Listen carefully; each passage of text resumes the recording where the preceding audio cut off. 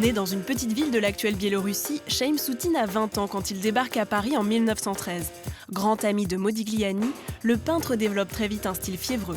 Classique dans le choix de ses sujets, portraits, paysages ou nature morte, mais radical dans son traitement de la matière et surtout des couleurs. Soutine est un grand coloriste, en même temps avec une palette qui est relativement réduite. Et c'est évidemment le rouge, le fameux rouge Soutine, et puis ces teintes de bleu qui vont presque du noir à l'indigo, en passant par des couleurs plus légères et plus azuréennes. Peintre d'observation, méticuleux et perfectionniste, Soutine va jusqu'à se faire livrer des animaux morts dans son atelier. Pour son bœuf écorché, il étudie les nuances colorées du pourrissement, au point que les voisins alerteront les services d'hygiène.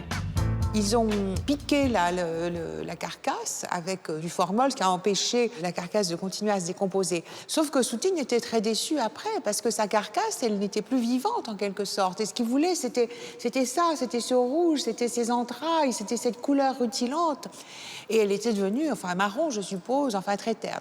Alors, il envoyait quelqu'un aux abattoirs le matin, aller chercher du sang frais, et il jetait ce sang sur la carcasse pour retrouver justement les couleurs du sang.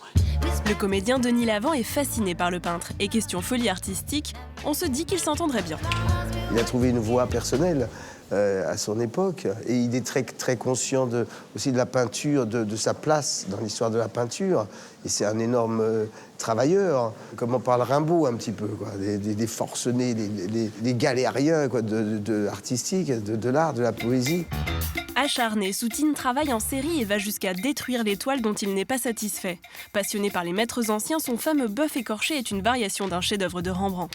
Un autre trait qui m'éclate, si je peux m'exprimer ainsi, c'est-à-dire qu'il va des fois, il vit à Paris ou en province ensuite, et il part la journée à Amsterdam pour voir des tableaux de Rembrandt au Rijksmuseum. Pour essayer, pour comprendre, pour se nourrir de la peinture des anciens, quoi. Ces paysages aussi sont incroyables, ils sont absolument mouvementés. Il y a cette nécessité qu'il a de peindre quand il y a du vent. Il a besoin du vent pour que ça respire, pour se mettre en mouvement, pour trouver une dynamique. Il y a effectivement cette violence du geste qui est présente, ces petits morceaux qu'on pourrait isoler et qui sont quasiment abstraits, ces coulures que l'on voit ici, cette matière qui est inégale, parfois légèrement fluide, parfois tout à fait grumuleuse et empâtée. Et donc, dans tous ces éléments-là, effectivement, il y a une jeune génération, on pense bien sûr à Jackson Pollock, on pense aussi bien sûr à De Kooning, qui font en fait de Soutine, du coup, une sorte d'abstrait malgré lui. Ils l'interprètent comme ça, ils en font une sorte de précurseur.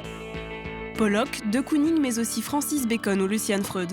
Chaim Soutine aura ouvert un pan entier de l'histoire de l'art, en portant à son paroxysme l'intensité du trait, de la matière et des couleurs.